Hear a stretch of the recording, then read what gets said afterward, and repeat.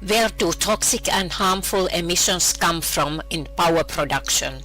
This will be the next discussion. You are very welcome to participate in this session. My name is Merja Mäkelä. The EU countries agreed to reduce greenhouse gases 20% by 2020 and total 40% by 2030. Renewable energy should cover at least 20% in 2020 and 27% in 2030. Principally, consumers get their energy from centralized large-scale production and from distributed small-scale production.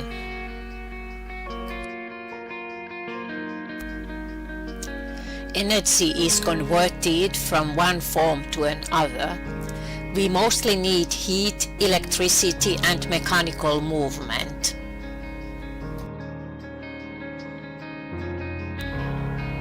This is a power production model. We need either fossil or renewable sources. Heat, electricity, or movement are produced in a power production plant or engine. We may also get emissions and waste.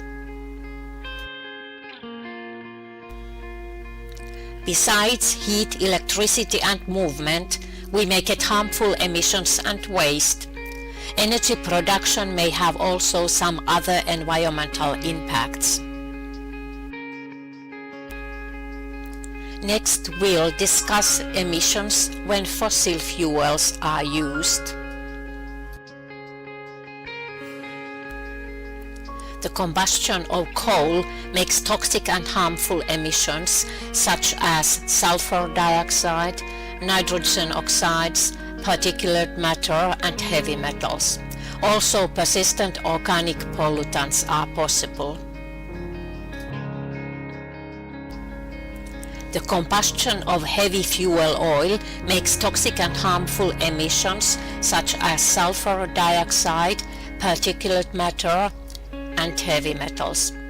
Also, persistent organic pollutants are possible. In combustion engines with petrol and diesel, we get also toxic emissions such as nitrogen oxides, particulate matter, heavy metals, and persistent organic pollutants.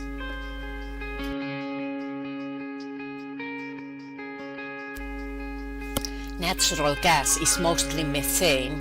In the combustion of natural gas, we don't get any significant harmful emissions. Also, the carbon dioxide emissions are less compared to those of oil and coal.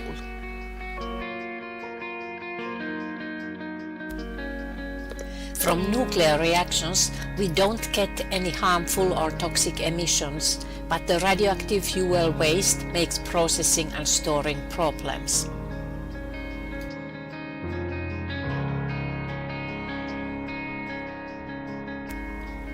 The combustion of peat causes toxic and harmful emissions such as sulfur dioxide, nitrogen oxides, particulate matter, and heavy metals.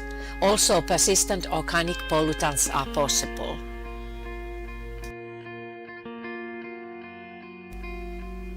Next, we'll discuss emissions when renewable fuels are used.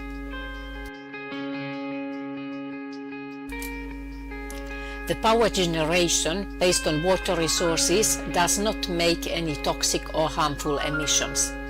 However, the harnessing of waterfalls and rivers changes the environment.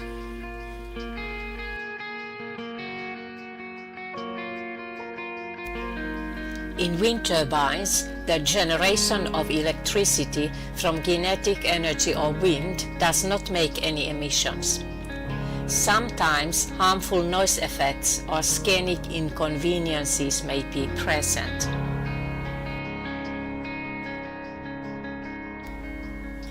Solar radiation generates electricity in photovoltaic materials without emissions.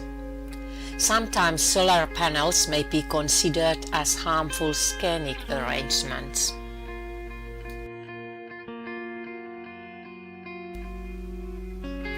Heat can be produced in solar thermal collectors. This kind of a production facility does not make any emissions, but scenic inconveniences may disturb some citizens.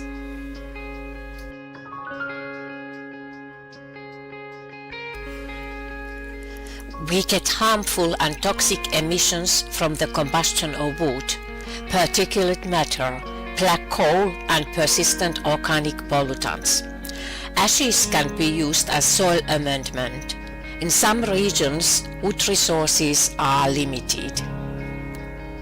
The large-scale combustion of wood-based materials, sawdust for example, makes harmful emissions like particulate matter and persistent organic pollutants. As an advantage, waste wood can be utilized. Biogas consists mostly of methane and carbon dioxide. The combustion of biogas does not make any significant harmful or toxic emissions. By combusting, manure and landfill gases, for example, can be utilized. The combustion of waste makes many toxic emissions: sulfur dioxide, nitrogen oxides, particulate matter, heavy metals and persistent organic pollutants. However, the combustion and recycling are feasible ways to deal with municipal waste. The combustion of black liquor in pulp mills produces a lot of energy but also harmful emissions such as sulfur dioxide, nitrogen oxides and particulate matter. Due to combustion and further processing, needed chemicals can be recovered. The combustion of hydrogen does not bring any toxic or harmful emissions, but this kind of energy production is not widely used yet. Most challenging is to make and store hydrogen in a profitable way. The EU Directives 107/2004 and 50/2008 set basic limits to toxic and harmful emissions. The emissions should be measured, monitored and controlled. Also, greenhouse gases should be measured, monitored and controlled. The Directive 50/2008 give limits for sulfur dioxide, nitrogen dioxide, particulate matter, lead, carbon monoxide and benzene. The limits are given using 1 hour, 24 hours and 1 year average values. The Directive 107/2004 gives limit values for cadmium, arsenic, nickel and benzopyrene. The limits are given using 1 year average values.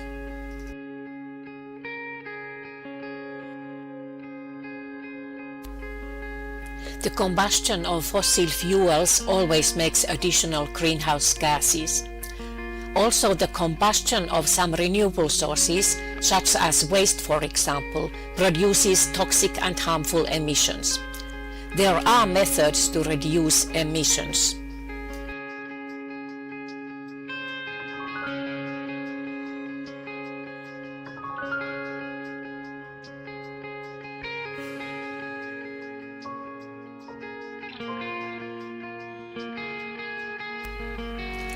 Thank you for your attention.